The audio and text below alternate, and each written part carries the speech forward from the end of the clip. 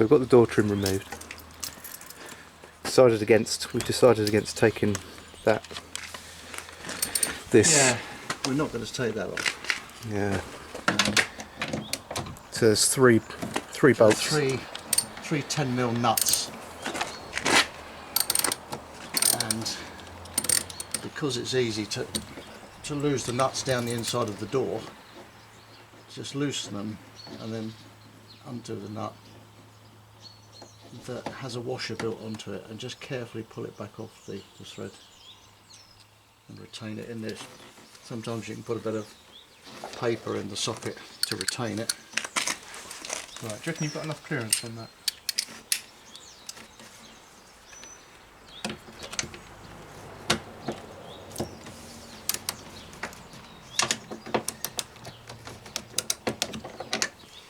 Take the bottom two out first and the top one last, so that the mirror, when it's loose, doesn't hang on the bottom ones. It will automatically hang on the top one until you remove it, and then you can support it.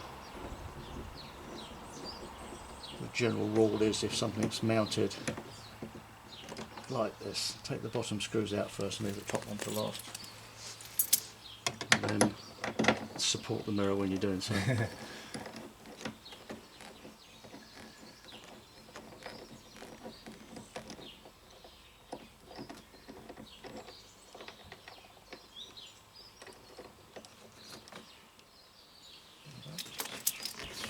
Right.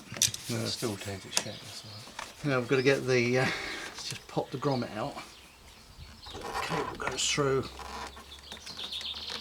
the mirrors.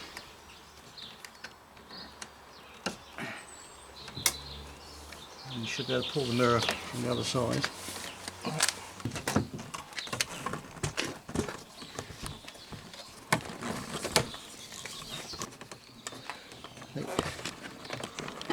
I need to remove that. Yep. Well, that was the easiest connector I've ever removed off a Jag.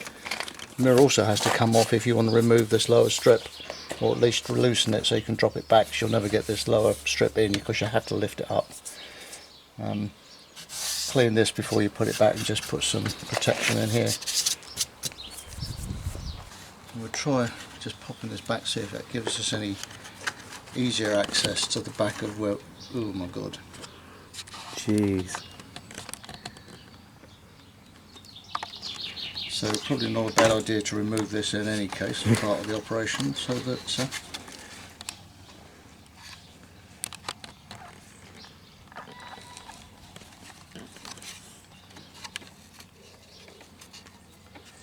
hasn't actually given us any more access to where I need to get to, but I'm guessing that the reason the mirror doesn't fold in and out particularly well is because it's corroded in the drive. Try and slide that back out of the way.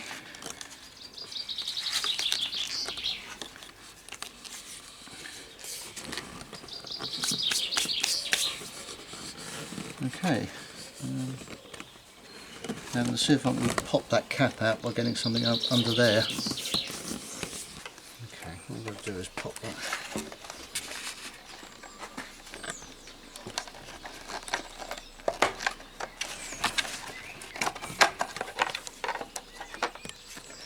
That doesn't help it in the least.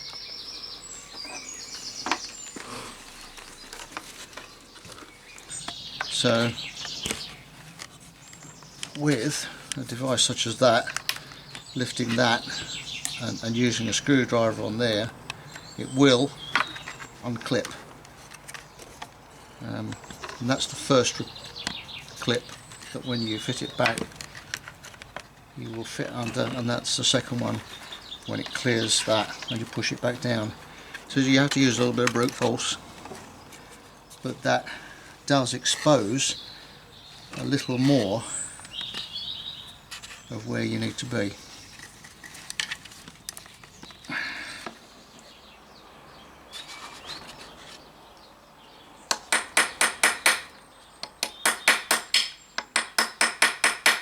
The idea of that is to try and shock it to break the corroded joint, not so that you damage it or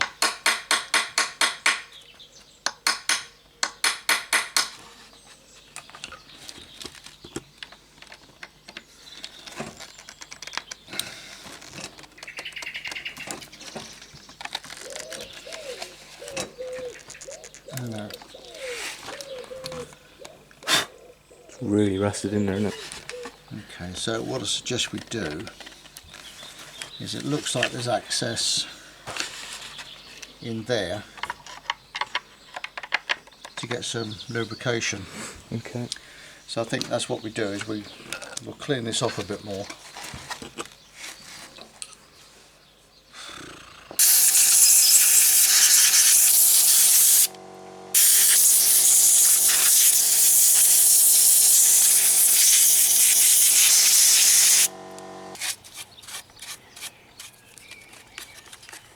I think what this does, when we can paint on some grease Yeah. over that area. Yeah, you spend hours and hours trying to clean Which all that area? up. On this corroded area, well, it's a sort of corroded area. Just paint some grease onto it. Okay. I've got silicone grease, but more ordinary grease. So what we're trying now is running some lubricant around there, like WD-40 for a start. Round there, down there, in this area here, to see if we can actually get inside that, where the drive is.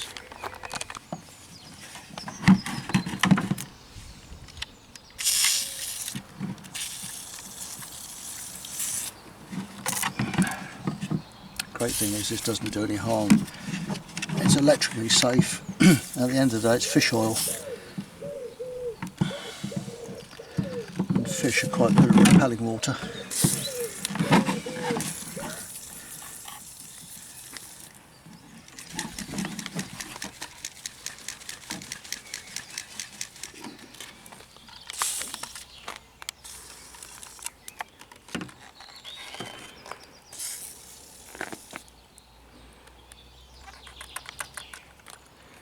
Right.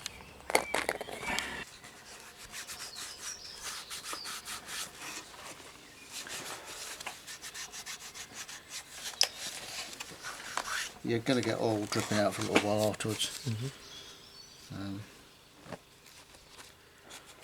So what did you lubricate? What did you well, lubricate? what I did, I ran just ordinary engine oil, grade oil, just into where the rotating parts are there, and through there, and also through the top there, so that it can hopefully seep into the areas where the gearing is, because it's clearly the motor through the gears to the unit which needs freeing up. And unfortunately those 3 screws won't come out. I think it would have helped if we could have got them out, because it would have been able to get at the gearing, I assume. But that is an assumption at the moment. No, I mean they're very well corroded in. Because that's aluminium and that's steel, you get a electrolytic corrosion between the two. These were never intended to come out. Yeah. If they were, then they would have made them from stainless, the steel screws, they could get them out. But the idea is, I think, just to get enough oil into the mechanism. The gear pinions are in very good nick. Yeah, the ones the other side. Yeah, I just wonder whether knackered. to put anything in there or not. Although they're meant to run, they're meant to run dry. They're not really meant to be running with lubrication on.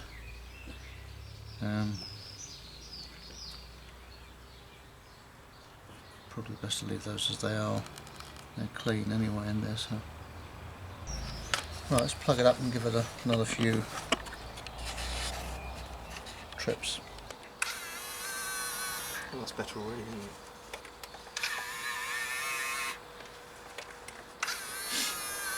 So if let gravity help it. Right, if we try it in normal mode. That's better, isn't it?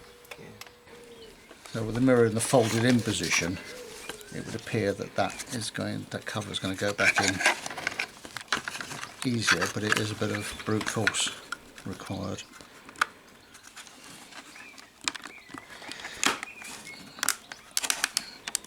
Or not, as the case may be. Yeah, it wasn't too bad, was it? That wasn't too painful. but it does need to be in the fully retracted position to do that. If you push up in the centre and pull out, it comes off.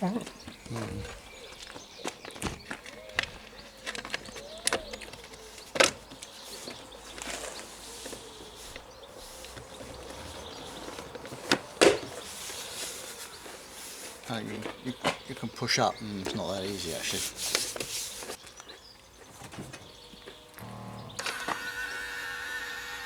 Awesome.